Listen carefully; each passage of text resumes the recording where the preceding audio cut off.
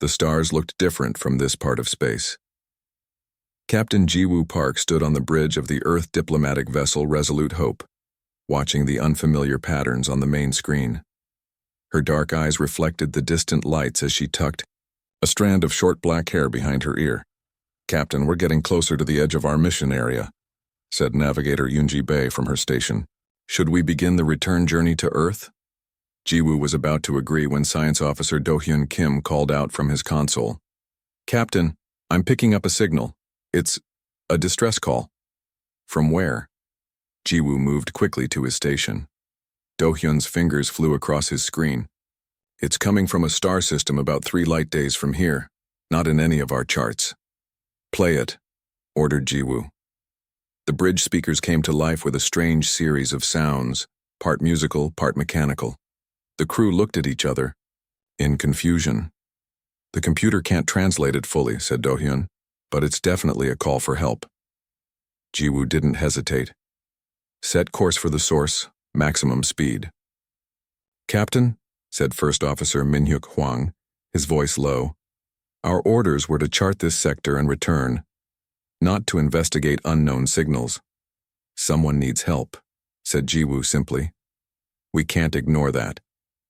3 days later, the Resolute Hope entered orbit around a blue-green planet circling a dying red star. The planet's atmosphere shimmered with strange lights, like auroras, but covering the entire world. "The star is unstable," reported Do-hyun. "It's dying much faster than natural stellar life cycles would predict, and the planet—" He looked up from his readings with wide eyes. "The planet is breaking apart, slowly but surely." "Life signs?" asked Jiwoo. "Billions," said Do-hyun. "And they have technology, cities, spacecraft. They're an advanced civilization." As if responding to Do-hyun's words, the ship's communication system activated. On the main screen appeared a being unlike any human had seen before. It had blue skin that seemed to glow from within. 4 long arms framed a slender torso. Its face had large, deep eyes that shimmered with a soft light. "Greetings, travelers," it said in perfect English, surprising everyone. "I am Vrel, ambassador of the Narayan people. We thank you for answering our call." Jiwoo stepped forward. "I am Captain Jiwoo Park of the Earth diplomatic vessel Resolute Hope. We received your distress signal. How can we help?" Vrel's expression changed to something like sad wonder. "You offer help so readily, without knowing our situation or what we ask?" "That's why we're here," said Jiwoo. "To find out what you need." "Then please, Captain Park, I ask that you and your senior officers join me on our world. There is much to explain and little time." Chief Medical Officer Tae-hyun Kang checked his environment suit one more time before stepping onto the transporter pad. Beside him stood Captain Jiwoo, Science Officer Do-hyun, and Security Chief Jinwoo Ri. "The atmospheric readings are within safe parameters, but I recommend keeping suits on until we're certain," Tae-hyun said, always cautious. The transporter beam surrounded them with light, and when it faded, they stood in a vast hall made of a crystal-like material. The walls glowed with soft blues and greens, and through the transparent ceiling they could see the angry red star filling half the sky. Vrel approached with several other Narayans. Up close, the aliens were taller than humans, nearly 7 feet in height. Their skin wasn't simply blue, but covered in patterns that pulsed with light. "Welcome to Narai," said Vrel. "Once the jewel of this sector, now a dying world." After confirming the air was safe, the humans removed their helmets. Vrel led them to a round table where maps and charts were displayed. "Our sun began to die 3 years ago," Vrel explained. "It should have lived for billions more years, but something changed inside it. Our scientists believe it encountered a quantum filament in space, a rare phenomenon. Now it grows hotter and less stable each day." "Can't you evacuate?" asked Do-hyun Vrel's inner light dimmed slightly. "We have tried. We have ships, but not nearly enough for our population of 3 billion. We can save perhaps 1 million at most." "What about other worlds? Other species?" asked Jiwoo. Surely someone has offered to help? Here, Varel's voice became even sadder. Oh yes, Captain. Many have come. The Zentari, the Moxians, the Eldar Collective, all advanced species, all part of the Galactic Confederation. And, prompted Jiwoo, and all decided we were not worth saving. Varel gestured to a display showing a document. This is the official declaration from the Confederation. Nirai has been classified as terminally condemned. The cost of evacuation exceeds the calculated value of our civilization, they say. The humans stared in shocked silence. They did the math, said Varel bitterly. 3 billion lives versus the resources needed to save us. The equation didn't balance in our favor. That's inhuman, said Taehyun. Yes, agreed Varel. Perhaps that is why we now pin our hopes on humans. Later, as they toured the capital city, Taehyun was allowed to visit a Narayan medical facility. What he saw amazed him. Captain, their medical technology is incredible, he reported excitedly over the comm. They can regrow organs, cure genetic diseases, extend lifespan significantly. Their understanding of biology surpasses ours by centuries. Meanwhile, Do-Hyun was shown their science academy. Their star charts map nearly the entire galaxy, he told Jiwoo, and they understand quantum physics in ways we've only theorized. By the time they regrouped for the return to their ship, all 4 humans were subdued and thoughtful. We have 5 years, said Varel as they prepared to leave. 5 years before our star goes supernova and destroys everything in this system. We continue to build ships, but we know we cannot save everyone. Most of my people will die here. Jiwoo looked at her crew, then back at Varel. Ambassador, I cannot make promises on behalf of Earth, but I give you my word that I will bring your case to our leaders. Humanity will not simply calculate your worth and turn away. Thank you, Captain, said Varel, but I must warn you, the, Confederation has informed all spacefaring races that aiding Nirai against their recommendation will be seen as problematic. You risk much by even considering help. Some things are worth the risk, said Jiwoo firmly. As they beamed back to their ship, Jiwoo's mind was already racing with plans. She would need to convince Earth to launch the largest rescue mission in human history. She would need ships, resources, and support. And she would need to do it knowing that the most powerful species in the galaxy opposed any such effort. But as the Resolute Hope broke orbit and set course for Earth at maximum speed, Jiwoo felt something she hadn't expected. Hope. Because if there was one thing humans had proven throughout their troubled history, it was that they could accomplish the impossible when it mattered most. And saving 3 billion lives mattered more than anything. Plot the fastest course to Earth, she ordered Yunji, and get me a direct channel to United Space Command, Priority 1. The race to save Nirai had begun. The main hall of the United Space Command headquarters in Seoul was packed with people. Officials in crisp uniforms sat in rows, their faces serious. Large screens showed images of the dying planet Nirai and its people. At the front of the room, Captain Jiwoo Park finished her presentation. 3 billion lives, she said, her voice firm. 3 billion thinking, feeling beings will die if we do nothing. The Niraians have much to offer humanity. Medical knowledge, star charts, scientific discoveries. But that is not why we should help them. We should help because it is right. Admiral Hyunjin Choi stood up from his seat at the center table. His gray hair and stern face showed his many years of service. Captain Park, he said, your passion is admirable. But passion doesn't build starships or feed billions of aliens. He turned to face the room. The facts are simple. Earth has 500 large transport ships. Even if we used every single one, we could only save a small fraction of the Narayan population. Science. Officer Do-Hyun Kim stepped forward with data tablets. Our team has run the numbers, Admiral. If we build new ships and convert existing ones, we could save up to half their population before the star explodes. At what cost? Demanded Defense Minister Sun Woo Lee. The resources needed would empty our reserves. And what about our own defense? Who will protect Earth if we send our entire fleet away? The debate continued for hours. Some supported the rescue mission. Others thought it was impossible. The room grew tense with raised voices. Then a new speaker approached the podium. Dr. Minji Park was the director of Earth's Xenobiological Institute and Jiwoo's older sister. Her calm presence silenced the room. "I have studied the medical data Captain Park brought back," she said. "The Nurayans can regenerate damaged tissue instantly. They have cured diseases we still struggle with. But more importantly, they are a species like us. They love, they create art, they hope for the future." She paused, looking around the room. "Throughout human history, we have faced impossible challenges: the Black Death, world wars, climate collapse.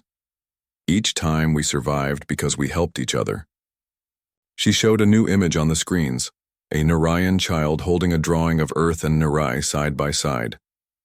"This is not about resources," said Minji. "This is about who we are. If we turn away, what does that make us?" Outside the command headquarters, crowds had gathered. Some held signs supporting the rescue mission, Humanity for All and Save Narai. Others protested, "Earth first and our resources for our people." Newsfeeds showed these protests happening all over the world. In Tokyo, thousands marched in support of the Narayans. In Rio de Janeiro, debates raged in public squares. The entire planet was talking about the alien race facing extinction. Inside a smaller meeting room, President Jung Hee-yoon sat with her top advisors. On screens around her, leaders from other Earth nations waited for her decision. "The Galactic Confederation has made their position clear," said a diplomat. "If we help the Nurayans against their recommendation, we risk our standing with all other alien species." "We're new to galactic politics," added another advisor. "We need allies, not enemies." President Yoon had been quiet for a long time. Now she looked up, her eyes clear and determined. "When humanity first reached the stars," she said, "we promised ourselves we would not repeat the mistakes of our past. We would not let fear or greed guide us." She stood up slowly. "I have made my decision." Captain Jiwoo Park waited outside the president's office with her crew. They had been called in but didn't know why. When the doors opened, they stood at attention. President Yoon approached them directly. "Captain Park," she said, "your mission to Narai violated direct orders. You were supposed to chart the sector and return." Jiwoo swallowed hard but kept her eyes forward. "Yes, Madam President." To everyone's surprise, President Yoon smiled. "Thank goodness you did. Sometimes the right action requires breaking rules." She handed Jiwoo a data tablet. "Operation Sanctuary has been approved. Humanity will help the Narayans." Jiwoo stared at the tablet, hardly believing what she was seeing. The operation details showed the largest humanitarian mission in Earth's history. Resources, ships, personnel, all dedicated to evacuating Narai. "Effective immediately, you are promoted to Admiral," said President Yoon. "You will lead this mission." "Madam President," said Jiwoo, "I'm just a ship captain. Surely someone with more experience." "You saw what needed to be done when everyone else looked away," interrupted President Yoon. "That's exactly the person who should lead this mission." She handed Jiwoo a new insignia for her uniform. "The United Space Command has been authorized to use all necessary resources. Every shipyard on Earth and our colonies will work around the clock. Your sister Minji will coordinate the medical aspects of the evacuation." Jiwoo felt overwhelmed. "The Confederation will have to accept that humanity makes its own decisions," said President Yoon firmly. "We measure the value of life differently." That evening, Jiwoo met with her crew at Hangang Park in Seoul. The river reflected the city lights as they sat on benches, still processing the day's events. "Admiral Park," said Do-hyun with a small smile. "It has a nice sound." "This mission is going to be nearly impossible," said Jiwoo, looking at the stars appearing overhead. "We have 5 years to build enough ships to save as many Narayans as possible. Not to mention finding them a new home planet," added Jinwoo Ri, the security chief, "and keeping the Confederation from interfering." Taehyun Kang, the medical officer, had been quiet until now. I've been studying more of their biology, he said. Their medical knowledge could help millions of humans suffering from diseases we can't cure. In helping them, we might be helping ourselves. Jiwoo nodded. First thing tomorrow, we prepare the Resolute Hope to return to Narai. We need to tell Ambassador Vrel that help is coming. As they talked late into the night, planning the impossible, rescue news feeds around the world announced Earth's decision. The response was mostly positive. People offered help, resources, even volunteered to join the mission. But there were also warnings. Earth's ambassador to the Galactic Confederation reported that several powerful species had expressed deep concern about humanity's decision. Some had even hinted at trade restrictions or worse. Jiwoo knew the risks. Earth was defying the established powers of the galaxy. But as she looked at her determined crew, humans committed to saving aliens they had just met, she felt certain they were doing the right thing.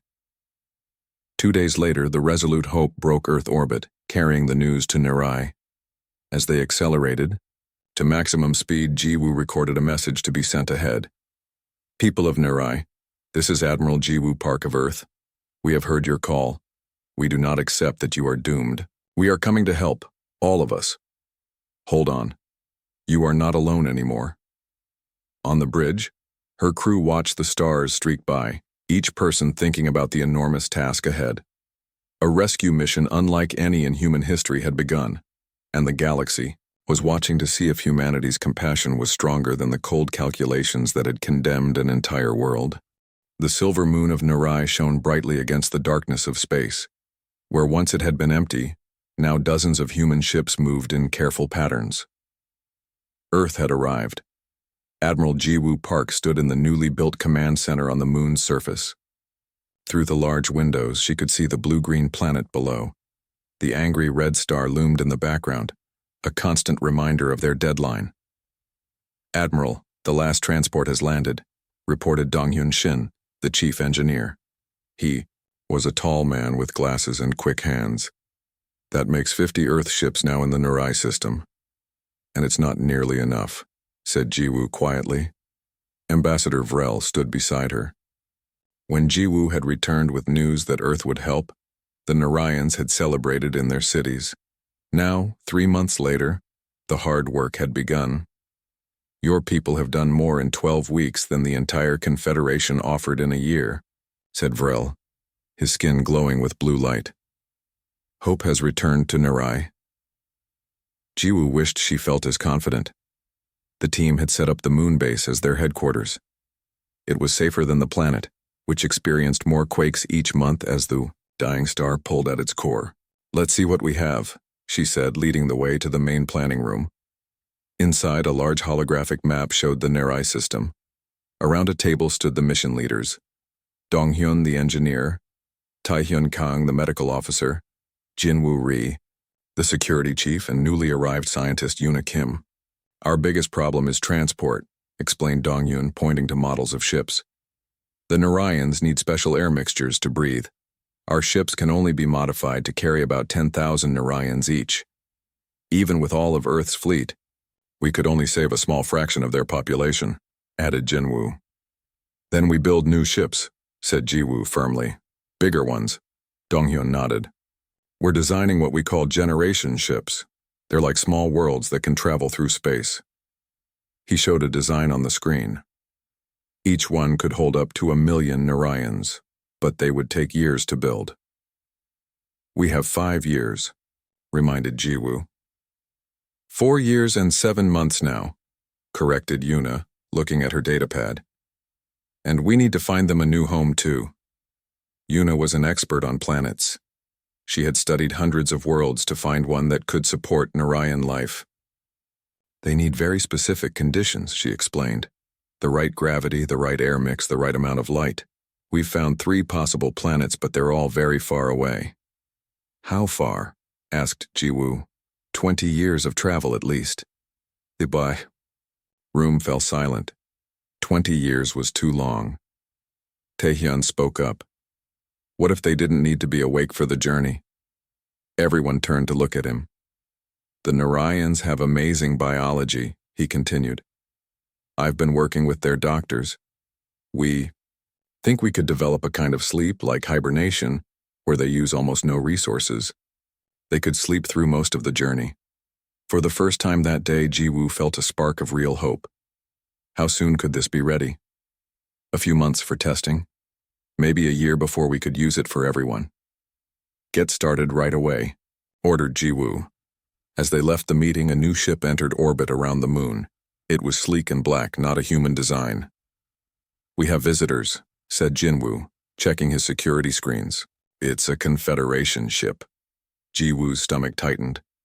She had expected this, but not so soon. An hour later, she stood in the landing bay as the alien ship docked. The doors opened, and out stepped a tall, thin being with gray skin and 4 eyes. Behind it came 2 others of different species. Ambassador Krell, said Jiwoo, recognizing the Zentari diplomat from briefings. Welcome to our base. Admiral Park, said Krell in a flat voice. The Galactic Confederation has sent us to observe your operation. The way Krell said observe made it sound like a threat. We have nothing to hide, said Jiwoo calmly. Would you like a tour? As they walked through the base, Krell asked many questions. How many ships did Earth have? How many Narians could they save? What planets were they considering? The Confederation performed extensive calculations, said Krell, as they watched humans and Narians working together in a lab. We determined that saving the Narians would require resources better used elsewhere. We did our own calculations, replied Jiwoo. We decided it was worth it. Krell's 4 eyes blinked in sequence. Humans are new to space. You think with your emotions, not logic. It is inefficient. Maybe efficiency isn't everything, said Jiwoo. That night, alarms blared throughout the base. Jiwoo rushed to the control room, where Jinwoo was already checking systems. What happened? She demanded. Sabotage, said Jinwoo grimly. Someone tried to damage our main computer systems. We caught it in time, but barely. Who would do this? Asked Jiwoo, though she suspected she knew. The attack came right after Ambassador Krell's ship left, said Jinwoo. They're not happy we're helping the Narians. Jiwoo faced her team. The Confederation doesn't want us to succeed. They want to prove their cold math was right, that the Narians can't be saved. She looked each person in the eye. We need to prove them wrong. Over the next few weeks, more problems appeared. Parts went missing, messages were delayed. Once, an entire shuttle of supplies was redirected to the wrong place. But for every problem, the humans found a solution. When parts went missing, they made new ones. When messages were blocked, they created new ways to communicate, and the Narians helped too. They shared their knowledge freely, teaching the humans about their technology and biology. One day, Donghyun burst into Jiwoo's office, his face excited. Admiral, we've had a breakthrough.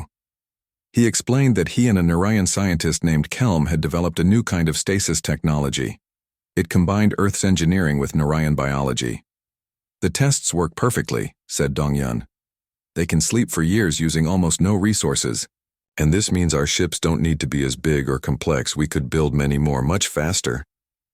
For the first time, Jiwoo felt they might actually succeed. With this new technology, they could save not just some, but perhaps most of the Narian people. She immediately called a meeting with all team leaders. This changes everything, she told them. We can now build smaller, faster ships. We can evacuate more people in less time. As they updated their plans, Yuna reported good news.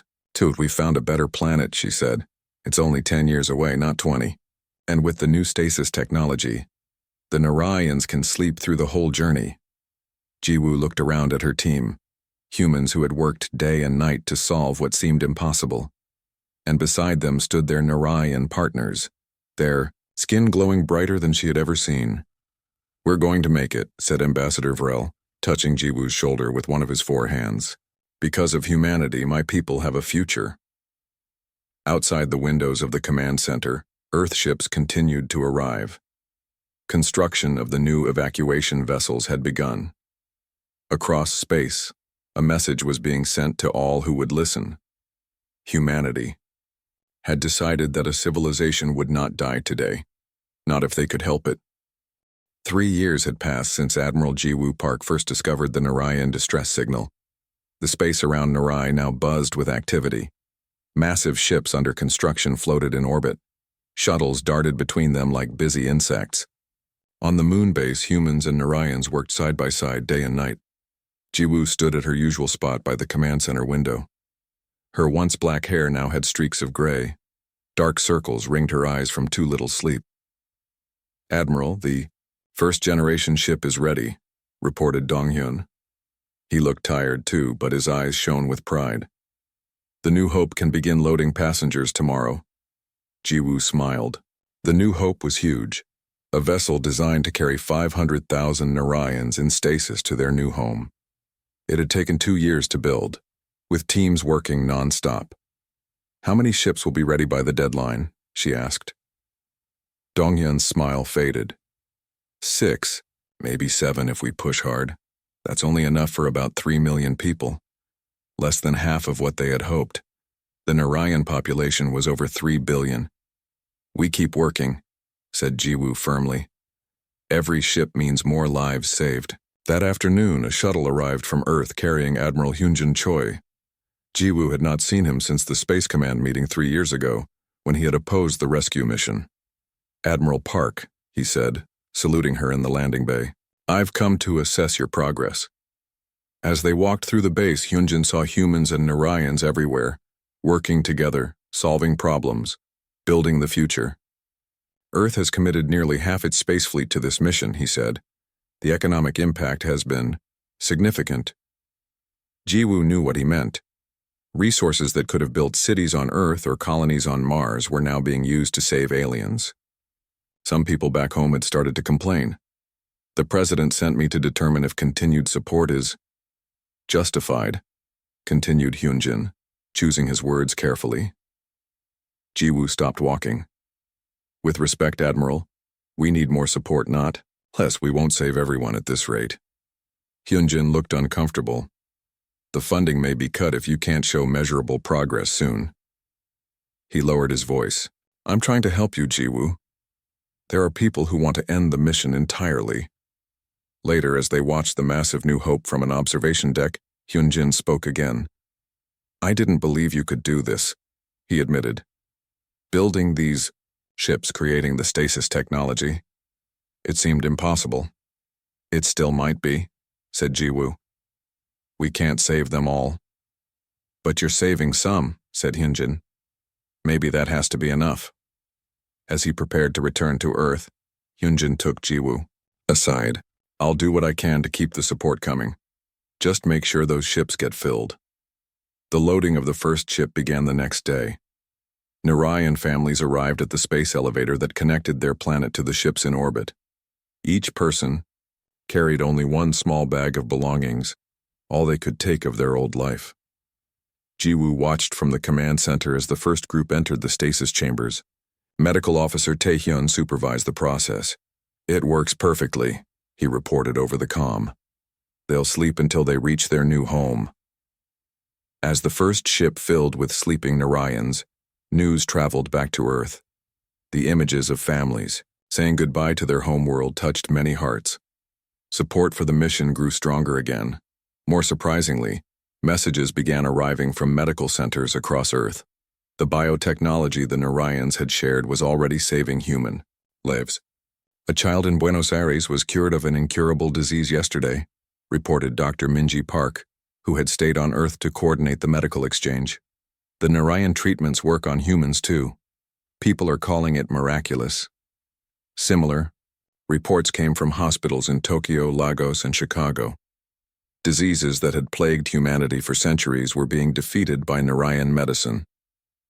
2 months later, the New Hope was full.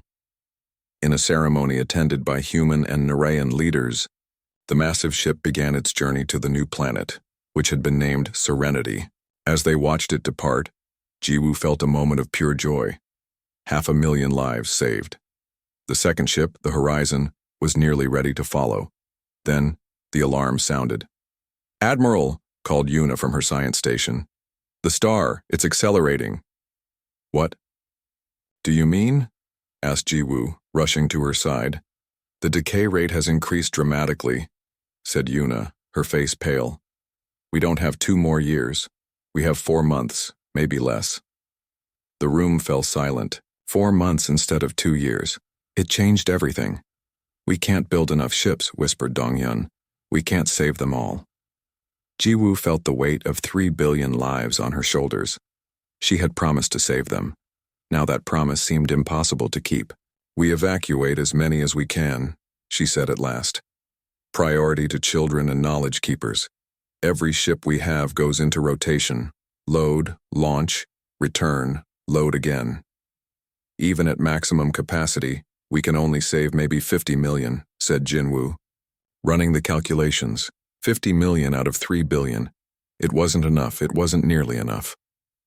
That night, as Jiwoo sat alone in her office, Ambassador Vrel came to see her. My people knew from the beginning that total evacuation was unlikely, he said gently. That you came at all, that you tried when no one else would.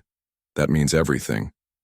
I promise to save your people, said Jiwoo, her voice breaking. And you will save many, said Vrel. More than would have lived without you. He placed one of his 4 hands on hers. The rest of us will face our end, knowing we were not forgotten or abandoned. That has value too. As Vrel left, Jiwoo made the hardest decision of her life. She sent a message to all ships in the system. Star decay accelerating. New deadline 4 months. Evacuation priority Plan Delta now in effect. Plan Delta meant they would save who they could and leave the rest behind. 3 days later, something unexpected happened.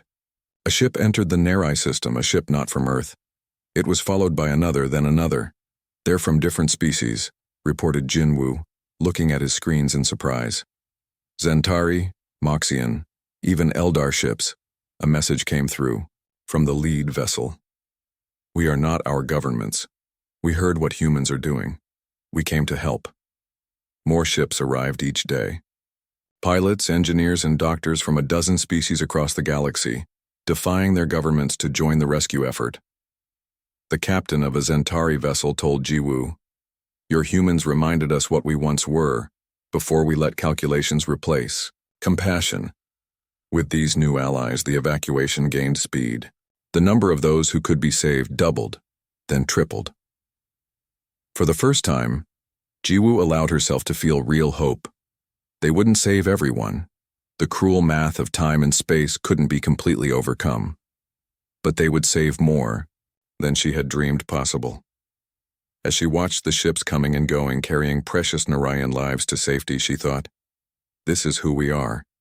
This is humanity at its best, inspiring others to be their best too.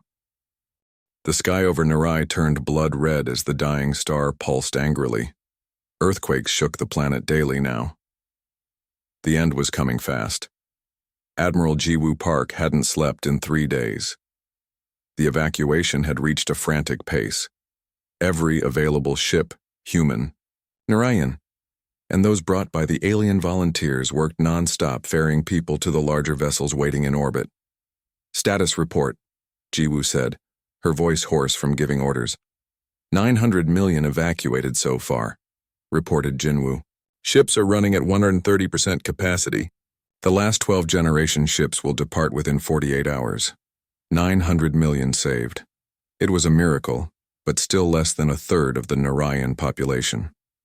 Taehyun entered the command center, looking exhausted. All children under 15 years old have been evacuated, he said. We're focusing on knowledge keepers and essential workers now. Knowledge keepers. The Neraians who held their civilization's history, science, and culture in their memories. Without them, even, those who survived would lose what made them Neraians. Ambassador Vrel approached Jiwoo quietly. Admiral, there is something I must show you. Will you come with me to the surface one last time? Despite her team's protests about safety, Jiwoo took a shuttle down to the planet with Vrel. The once beautiful cities of Narai were now mostly empty. Buildings swayed with each new tremor. The streets that had bustled with life were silent. Vrel led her to a massive crystal dome at the center of the capital city. Inside, was a vast chamber filled with glowing crystals of every color. "This is our hall of memory," explained Vrel. "Every crystal contains part of our history, our art, music, science, philosophy, the complete record of who we are as a people." Jiwoo looked around in awe. There were thousands of crystals, from tiny ones the size of her thumb to massive formations, taller than she was. "It's beautiful," she said. "And too large to evacuate completely," said Vrel sadly.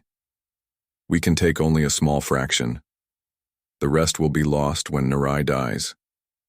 Jiwoo felt a new wave of sorrow. It wasn't just lives at stake, but an entire civilization's soul. When she returned to the moon base, she immediately called Doyun and Yuna. "We need to save their cultural database," she told them. "Find a way."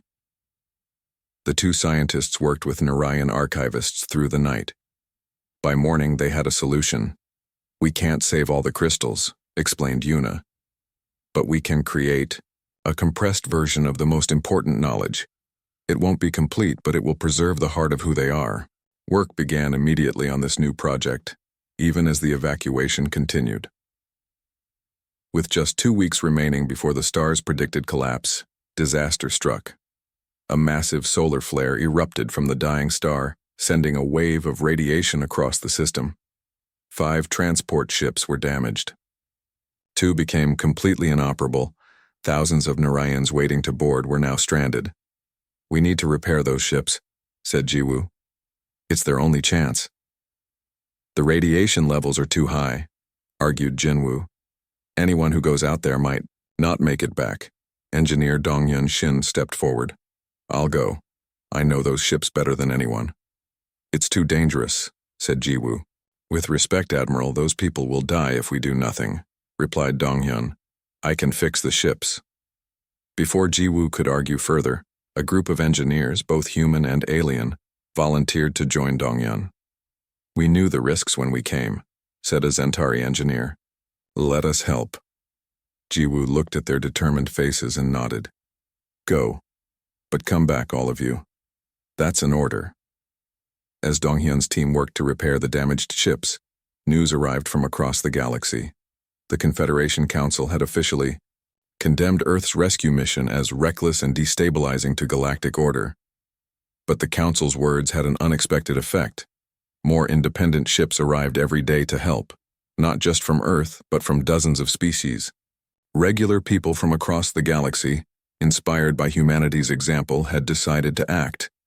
"They're calling it the Coalition of Compassion," said Yuna, showing Jiwoo the messages coming in. "It's spreading across the entire galaxy." In the final days, the evacuation reached its peak. The last major generation ship, named Unity, prepared to depart with over 600,000 Narayans on board. Jiwoo made a difficult decision. "I'm staying with the final transport," she told her officers. "Everyone else should be on the larger ships." Her team protested, but she was firm. "As Admiral, I leave last. That's how it works." As the Unity departed, only a handful of small transports remained, along with Jiwoo's command shuttle. They would carry the final groups of Narayans, and hopefully, Dongyun's repair team. The end came faster than anyone expected. Massive quakes tore across Narai's surface. The atmosphere began to burn away as the star pulsed brighter. "Last transport loading now," reported Jinwoo over the comm from the Unity. "Admiral, you have 20 minutes before total planetary failure." Jiwoo stood at the landing pad, counting shuttles as they arrived from the surface. The final groups of Narayans boarded quickly, moving with the calm dignity that had impressed her from the beginning. "Any word from Dongyun?" she asked. "Nothing yet," came the reply. 19 minutes. 18, 17. The ground beneath the landing pad cracked. The air grew hotter. 10 minutes remaining when a battered repair ship appeared in the sky, flying erratically. "Sorry we're late," came Dongyun's tired voice over the comm. "Had a few problems to solve." The repair team landed and rushed aboard the final transport. Dongyun was the last to enter, his suit damaged and his face burned from radiation exposure. "Did you fix the ships?" asked Jiwoo. Dongyun managed a weak smile. "All 5. They got away safely. With just minutes remaining, the final transport lifted off. Jiwoo took one last look at Narai through the viewport, the beautiful world that had been home to billions, now breaking apart. As they reached a safe distance, Ambassador Vrel performed a solemn ceremony, speaking words in the ancient Narayan language as they watched their homeworld die. When the star finally exploded in a blinding flash, there was only silence on the ship. Then Vrel turned to Jiwoo and placed all four of his hands on her shoulders, a gesture of deepest respect in Narayan culture. Humanity came when no one else would, he said. You could not save us all, but you saved who you could. And more importantly, you reminded the galaxy of what it means to be truly civilized. The Narayan people pledge eternal friendship with humanity. 5 years later, Jiwoo stood on a hillside on the planet now called New Narai. The Narayans had adapted well to their new home. Cities were being built.